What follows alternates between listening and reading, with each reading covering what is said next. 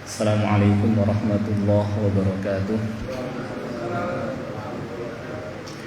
Alhamdulillahirabbil alamin wal aqibatu lil muttaqin wala udwana illa 'alal zalimin. Asyhadu an la ilaha illallah al malikul haqqul mubin wa asyhadu anna Muhammadar rasulullah shadiqul wa'dil amin. Allahumma shalli wa sallim ala nabiyyina Muhammad wa ala alihi wa sahbihi ajma'in, amma ba'd. Pertama-tama kita panjatkan puja dan puji syukur kehadirat Allah Subhanahu wa taala atas segala nikmat yang terus Dia limpahkan kepada kita semua, terutama adalah nikmat Islam, nikmat iman, nikmat hidayah, nikmat taufik, nikmat sehat wal afiat, dan nikmat-nikmat lainnya yang sama-sama kita rasakan, yang semuanya patut untuk kita syukuri. Salawat dan salam tidak lupa kita sampaikan kepada Nabi kita Nabi Muhammad sallallahu alaihi wasallam, kepada keluarganya, para sahabatnya, dan orang-orang yang mengikutinya hingga hari kiamat. Seperti biasa pada malam Ahad, ya, kalau terkadang kita membahas fikih, terkadang materi yang sifatnya aktual, kesempatan malam ini mungkin insyaallah saya coba lanjutkan menyampaikan materi tafsir, ya, menyampaikan materi tafsir. Alhamdulillah, saya bagian juz amma sudah saya saya bukukan. Jadi alhamdulillah saya ada tulisan tafsir sudah selesai 30 juz, cuma yang baru saya terbitkan juz amma saja. Juz amma cuma alhamdulillah baru 2 kali cetak sudah habis. Tadinya kalau masih ada saya bawa ke sini gitu, cuma sudah habis. Rencana mau dicetak lagi, mungkin insyaallah mungkin pas saya ke sini lagi saya bawa, ya, kalau ada yang mau silahkan. Itu buku yang insyaallah mungkin kita bisa jadikan sebagai pegangan untuk kita kaji, ya, tafsir Al-Fatihah dan juz amma. Meskipun kadang kita selingi dengan materi aktual, fiqih dan sebagainya insyaallah. Terakhir itu ada yang ingat nggak kita membahas tafsir surah apa? An-Naba sudah, ya? Sudah masuk, ya? Nggak ingat, ya, karena pertemuannya ya sebulan sekali, terus kadang diselingi dengan materi aktual. Mungkin sebagiannya sudah, karena kadang saya sampaikan juga di tempat yang lain. Nggak apa-apa, kita masuk ke surah An-Nazi'at. Langsung An-Nazi'at. Kalau An-Naba belum, bisa ke An-Naba. Loncat-loncat ini.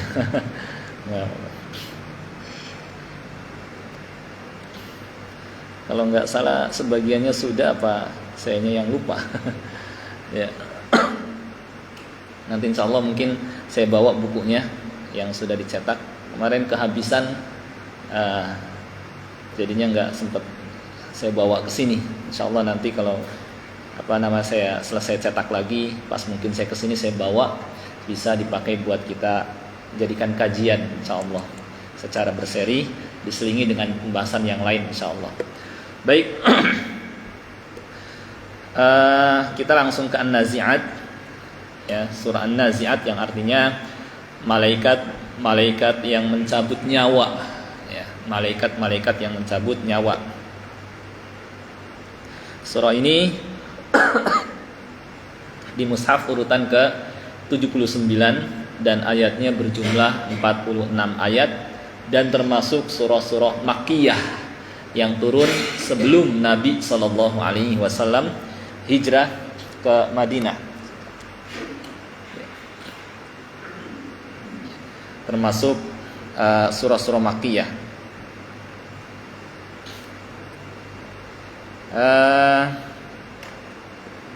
Di surah ini, ya, Allah Subhanahu wa taala memperingatkan mereka yang mendustakan kebangkitan, ya, dan mendustakan adanya pembalasan terhadap amal, dengan menceritakan peristiwa yang akan terjadi ketika mereka meninggal dunia.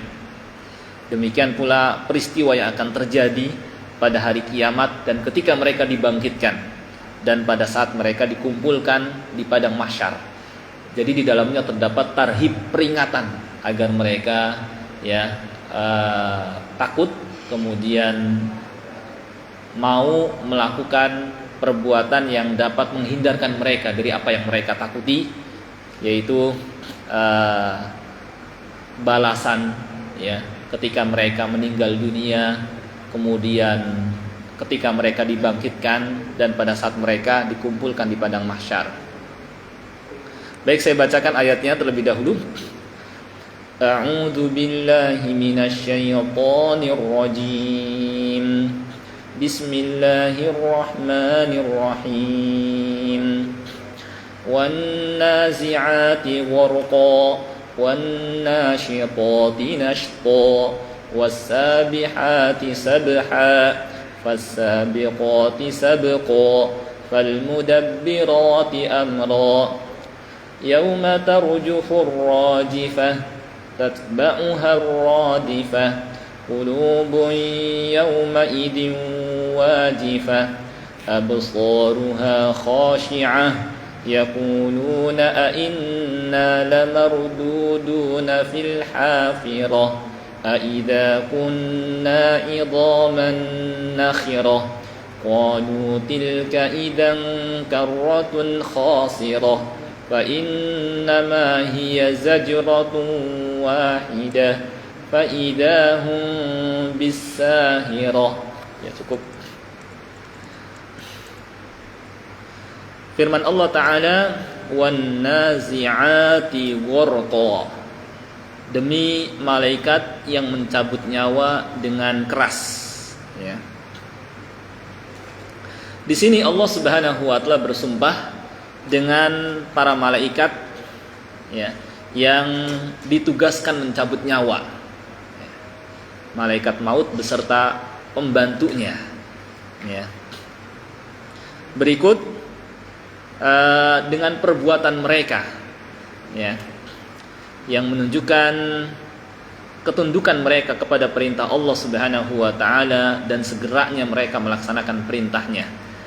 Dan nanti akan diterangkan isi sumpahnya adalah menetapkan kebangkitan dan menetapkan adanya pembalasan terhadap amal. Cuma Allah Subhanahu wa taala bersumpah dulu.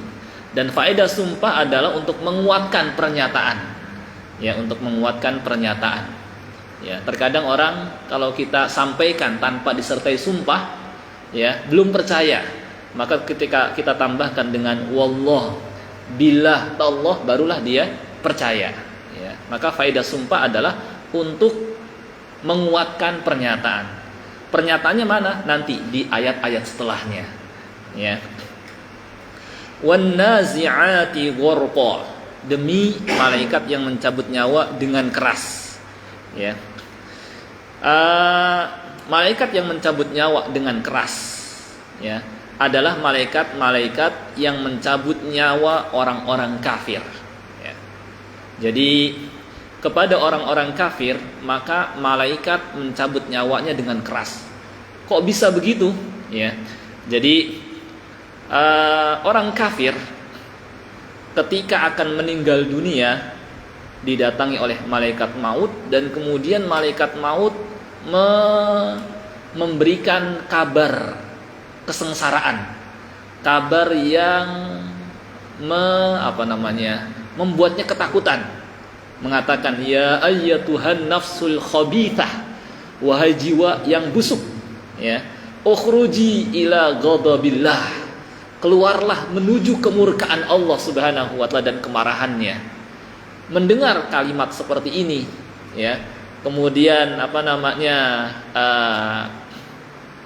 diancam dengan akan mendapatkan kemurkaan dari Allah Subhanahu wa taala, diancam dengan azab dari Allah Subhanahu wa taala, maka maka ruh orang kafir ini nggak mau keluar dari jasadnya,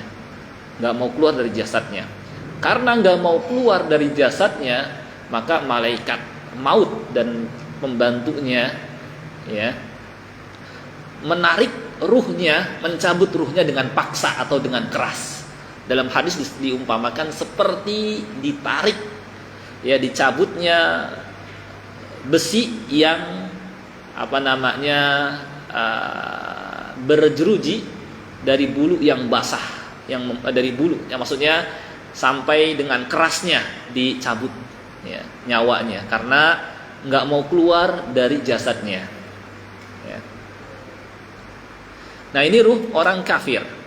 Kepada mereka, ya, malaikat mencabut nyawanya, ruhnya dengan keras, dengan paksa, karena ruhnya nggak mau keluar setelah mendapatkan ancaman, setelah ditakut-takuti oleh malaikat yang akan mencabutnya. Ketika itu ruhnya berusaha menghindar dan nggak mau keluar, sehingga harus dicabut dengan paksa. Ya, paham ini ya? Kemudian Allah berfirman, bersumpah dengan malaikat juga yang berbeda dengan malaikat yang pertama. Allah berfirman, "Wan nasyitati nashta." Dan demi malaikat yang mencabut nyawa dengan lemah lembut. Ya. Kepada siapa malaikat mencabut nyawa dengan lemah lembut? Kepada orang mukmin. Ya, kepada orang mukmin dicabut nyawanya dengan lemah lembut. Ya, gimana? Yakni pertama didatangi dan disampaikan kepadanya kabar gembira. Dikatakan kepadanya, "Ya ayyatuhan nafsul mutmainnah." Wahai jiwa yang tenang, irji'i ila rabbiki radiyatan mardiyah. Pulanglah, kembalilah kepada Rabbmu dalam keadaan puas lagi diridhoinya, dalam keadaan ridho lagi diridhoinya. Ya. Bagaimana keadaan seseorang yang sebelumnya berada di tempat yang penuh dengan penderitaan, penuh dengan kesulitan, ya, penuh dengan musibah, ada sih kesenangan tapi tidak sempurna. Kemudian ditawarkan mendatangi tempat yang penuh dengan kenikmatan, penuh dengan kebahagiaan, ya. Tentu dia akan menyambutnya dengan gembira, ya. Dia akan berusaha bahkan segera menyambutnya, sehingga ruhnya pun bukannya malah menghindar, bahkan malah mendatanginya, ya. Sehingga diumpamakan dalam hadis seperti air dituangkan dari teko, mengalir begitu saja, gampang keluar dari jasadnya. Dan kita minta kepada Allah Subhanahu wa Ta'ala agar termasuk mereka yang nyawa dicabut dari ruh dalam keadaan, yakni dalam keadaan ridho, lagi diridhoi oleh Allah Subhanahu wa Ta'ala, dicabut dengan lemah lembut oleh malaikat, diberikan kabar gembira surga, ya, dan mendapatkan keridhaan Allah Subhanahu wa Ta'ala. Ya, ini kita minta kepada Allah agar dimasukkan ke dalam golongan ini. Ya, wan nasyitati nashta, demi malaikat yang mencabut nyawa dengan lemah lembut. Ya.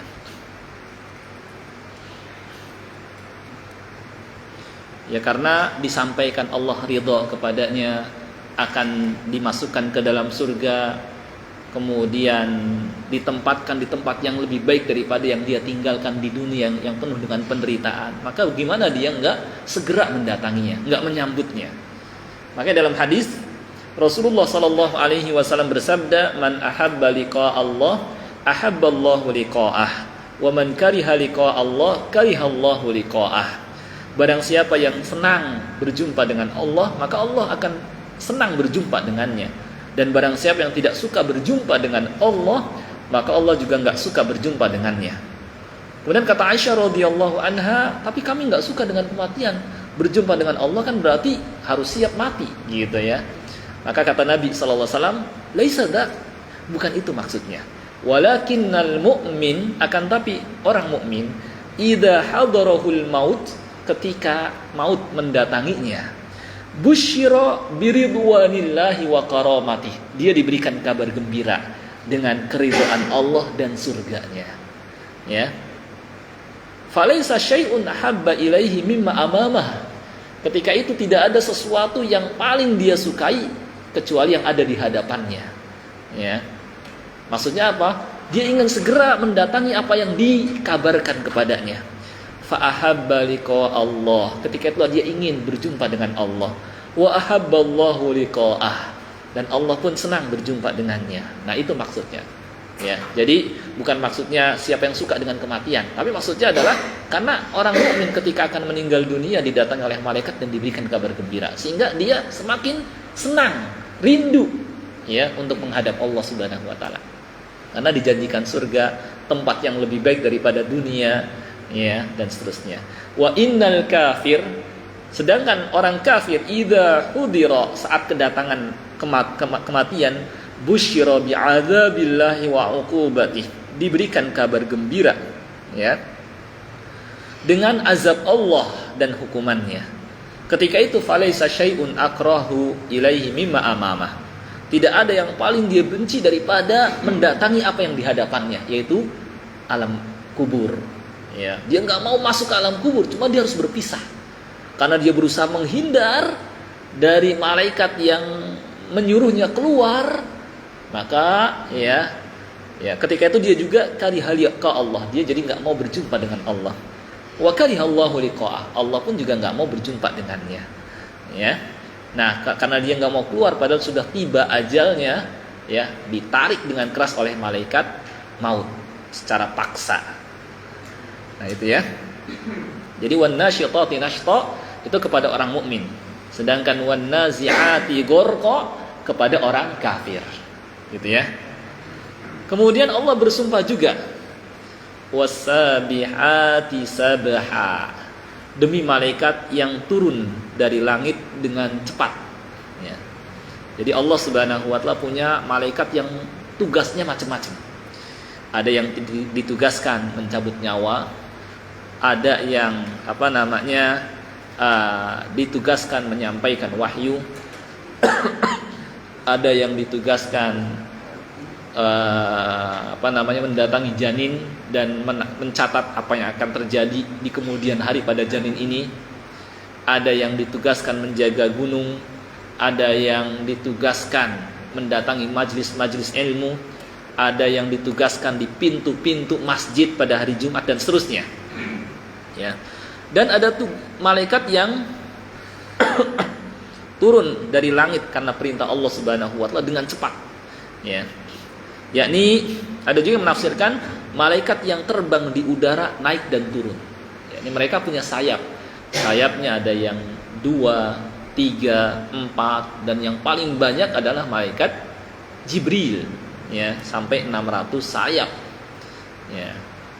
Dengan punya sayap mereka bisa terbang, dan terbangnya pun sangat cepat. Disebutkan dalam Al-Qur'an di surah Al-Ma'arij, ta'rujul malaikatu warruhu ilaihi fi yaum.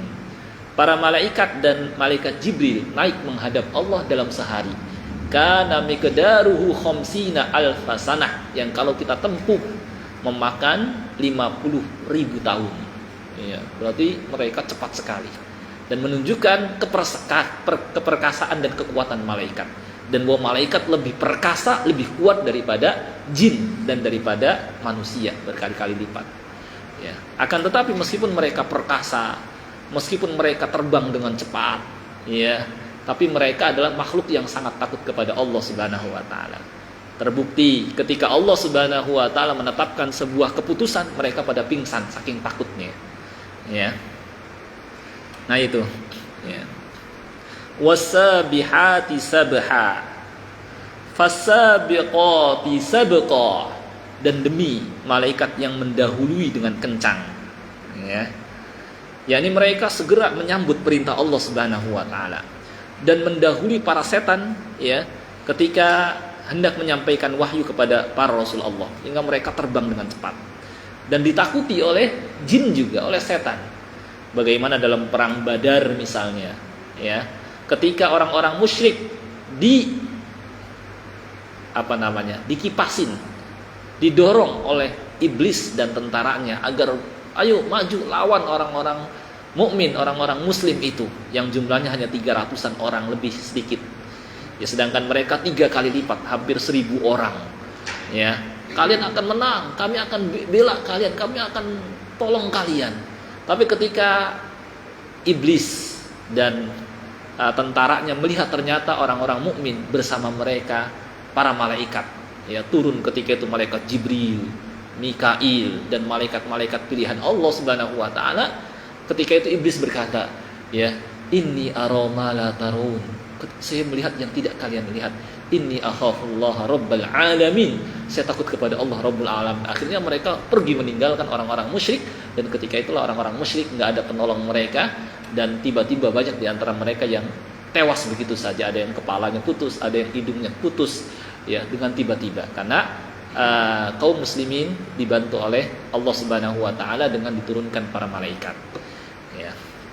Nah itu fasabiqati sabqa, dan kecepatannya mendahului para setan, ya, para jin, ya. Dan kita mengetahui bagaimana bagaimana perkasanya malaikat, ya.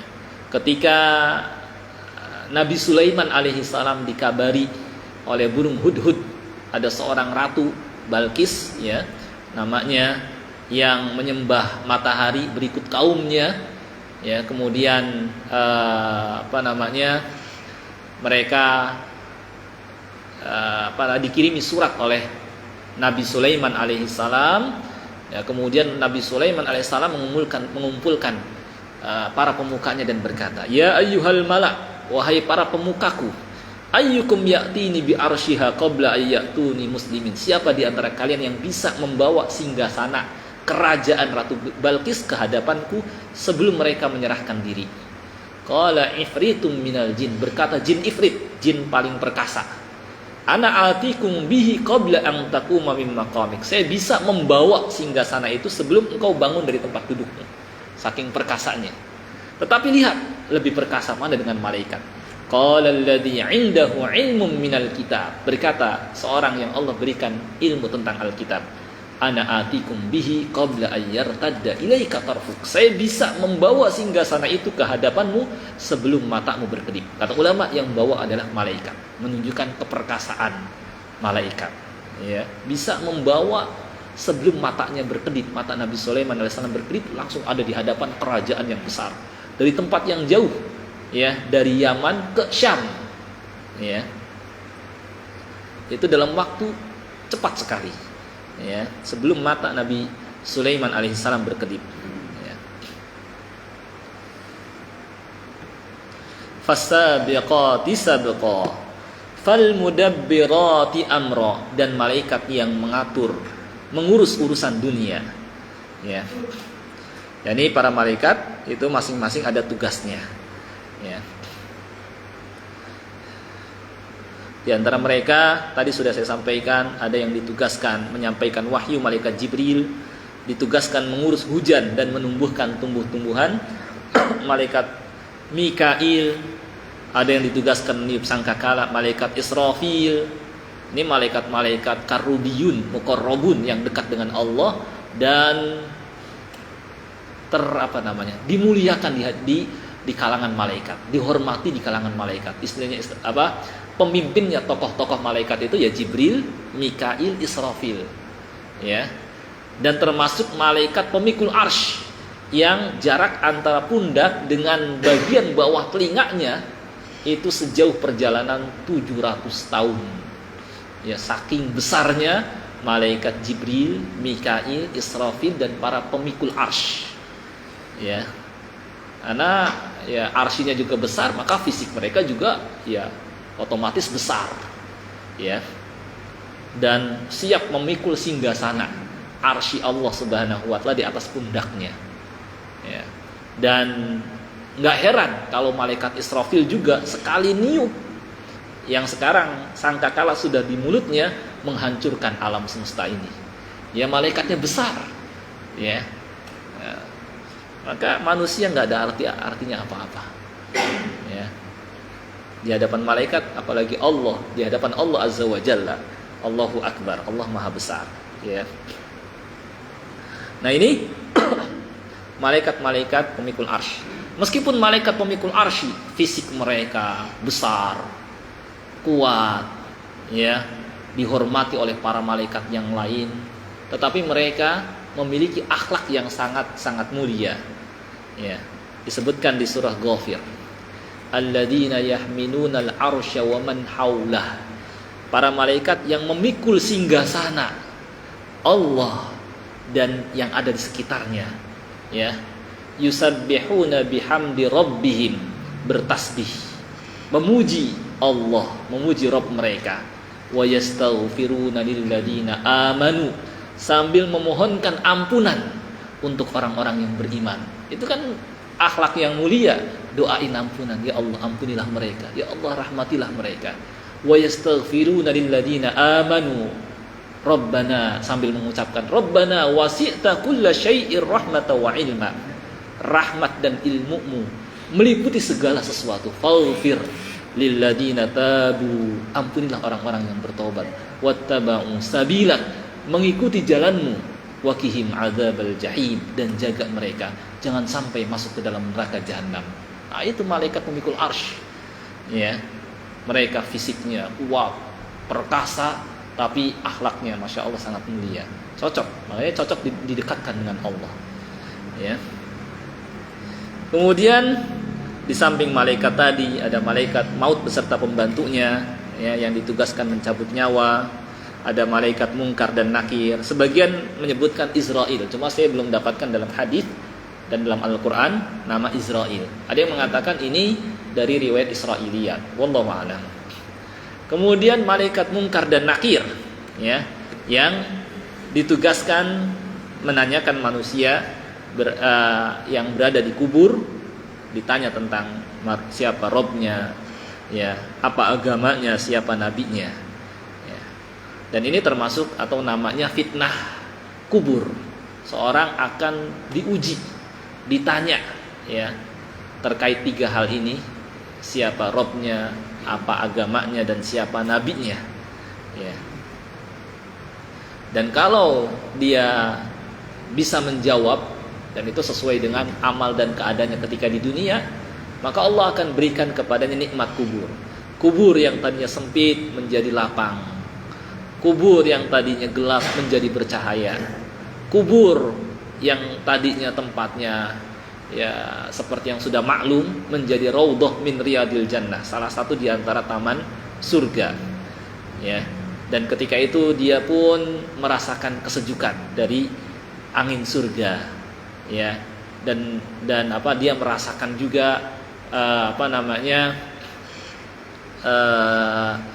tadi angin dan hembusan dari surga, dan dihamparkan kepadanya permadani dari surga, ya, dan seterusnya. Dia pun mendapatkan nikmat kubur di situ, ya. Sedangkan kepada orang kafir, ya, maka dia nggak bisa menjawab. Dalam Al-Quran diterangkan, yuthabbitullahu alladhina amanu bil qawli tsabiti fil hayatid dunya wa fil akhirah wa yudhillullahu adh-dhalimin. Allah akan meneguhkan hati orang-orang yang beriman bil qawli tsabit, karena ucapan yang teguh dan prinsip yang dipegang, yaitu la ilaha illallah, akidah sahihah, dan amal soleh yang dia kerjakan. Fil hayatid dunya, dalam kehidupan dunia, wa fil akhirah, dan dalam kehidupan akhirat diawali dengan alam kubur.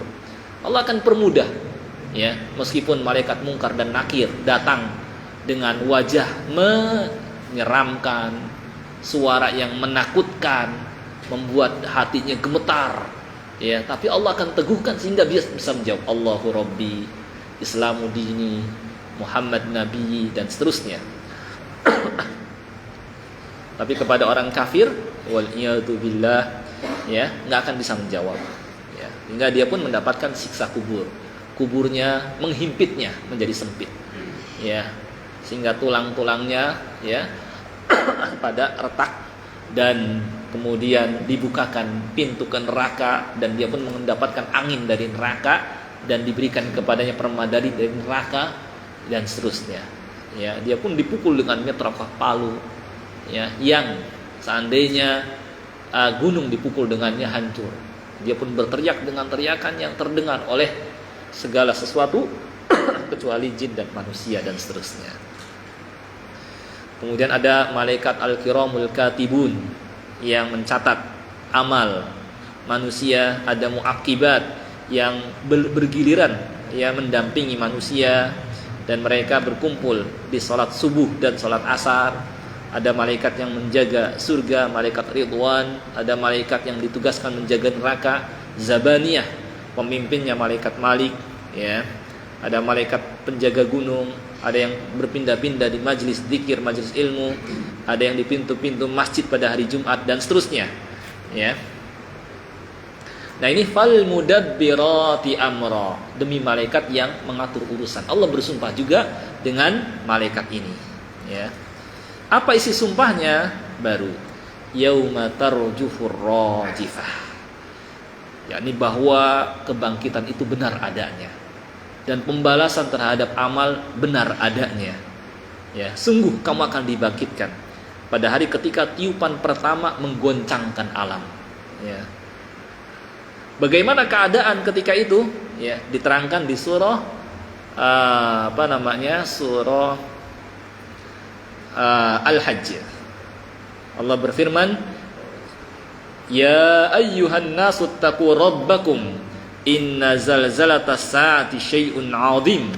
Wahai manusia, takutlah kalian kepada Rabb kalian. Sesungguhnya goncangan pada hari kiamat adalah sesuatu yang besar. Yauma tarawunaha, pada hari ketika engkau melihatnya, tadhalu kullu murdi'atin amma arda'at. Seorang ibu sampai lupa terhadap anak yang disusuinya karena perhatiannya tertuju kepada keselamatan diri sampai dilepas ya anak yang sedang disusuinya. Padahal seorang ibu pasti akan sayang dan berusaha menjaga anaknya, jangan sampai anaknya ya tertimpa misalnya runtuhan, ini sampai dilepas ya. Tadhalu kullu murdi'atin amma arda'at wa tad'u kullu dhati hamlin hamlaha. Dan ketika tiba hari kiamat, orang yang sudah hamil langsung keguguran. Berarti sangat dahsyat goncangan pada hari kiamat. Wa tad'u kullu dhati hamlin hamlaha wa taron nasa sukara. Ketika itu engkau melihat manusia dalam keadaan mabuk ya. Wa ma hum bisukara. Padahal mereka sebenarnya enggak mabuk. Walakinna adzaballahi syadid. Akan tapi karena azab Allah begitu dahsyat sehingga mereka sempoyongan kayak orang mabuk. Nah itu. Yauma tarjufur rajifah. Pada hari ketika tiupan pertama oleh malaikat Israfil yang besar, yang sekarang sangkakala sudah di mulutnya, itu langsung menggoncangkan, menghancurkan alam semesta. Tatba'uhar radifah. Yang setelah ditiup tiupan pertama akan diiringi oleh tiupan yang kedua. Ya. Kapan tiupan kedua? Setelah 40. Wallahu alam, apakah 40 hari atau 40 bulan atau 40 tahun. Disebutkan dalam hadis dalam hadis sebentar. Ma bainan nafkhatain arba'un, antara dua tiupan 40 ya. Qal arba'una yauma ya. Abu Hurairah bertanya, apakah 40 hari? Qala abaitu ya, aku belum bisa pastikan. Arba'una syahra, apakah 40 bulan? Abaitu, saya enggak bisa pastikan, kata Nabi SAW. Arba'una sanah, apakah 40 tahun? Abaitu ya. Saya tidak masuk, pokoknya 40. Wallahu a'lam, apakah 40 hari, 40 bulan atau 40 tahun jaraknya. Baru kemudian ya ditiup sangkakala yang kedua dan manusia pun kemudian dibangkitkan dari kematiannya, dari kuburnya ya. Dan keadaan manusia ketika itu qulubun yauma idi wajifah, hati mereka penuh dengan rasa takut ya. Kenapa? Karena melihat peristiwa dahsyat di hadapannya ya, bagaimana langit terbelah. Kemudian juga mereka dikumpulkan di sebuah tempat yang datar, yang rata. Kemudian didekatkan kepada mereka matahari, jaraknya cuma 1 mil ya. Dan banyak peristiwa-peristiwa dahsyat ketika itu. Mungkin nanti insya Allah kita akan bahas ya. Absaruha khashi'ah, dalam keadaan pandangannya tertunduk ya. Dan memikirkan keadaan berikutnya nanti gimana dia ya, dan menginginkan keselamatan dirinya. Yaqulun, orang-orang kafir ketika itu berkata, "A inna lamarduduna fil hafirah." Barulah mereka sadar. Ya, ketika mereka yang dulu ketika di dunia mengatakan, apakah kita setelah meninggalkan dunia ini, ya kita akan dibangkitkan seperti keadaan semula? Aidza kunna 'idhaman nakhira, apakah akan dibangkitkan juga meskipun kita telah menjadi tulang yang hancur? Qalu tilka idzan karratun khasirah. Kalau demikian itulah pengembalian yang merugikan dan seterusnya. Nah, ini peringatan kepada orang-orang kafir. Jadi sebenarnya Allah bersumpah dengan malaikat-malaikat ya, yang tadi disebutkan tugasnya, malaikat pencabut nyawa, ya, kemudian yang mengatur berbagai urusan, ya, baru kemudian Allah Subhanahu Wa Taala menerangkan tentang isi sumpahnya, yaitu tentang kebenaran adanya kebangkitan, ya. Dan seperti ini ayat-ayat makkiyah, ya, sifatnya penegasan, penguatan, ya, untuk menguatkan akidah dan keyakinan yang diingkari oleh orang-orang kafir dan musyrik. Baik, saya kira ini tafsir surah An-Nazi'at sampai ayat ke 9. Mungkin insyaallah nanti kita, atau ayat 11 ya. Nanti insyaallah kita akan lanjutkan pada kesempatan yang akan datang. Sampai di sini mungkin, kalau mau atau ada yang ingin ditanyakan silahkan.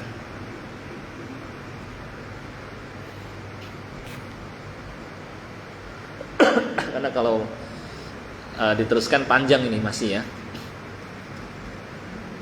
Materinya belum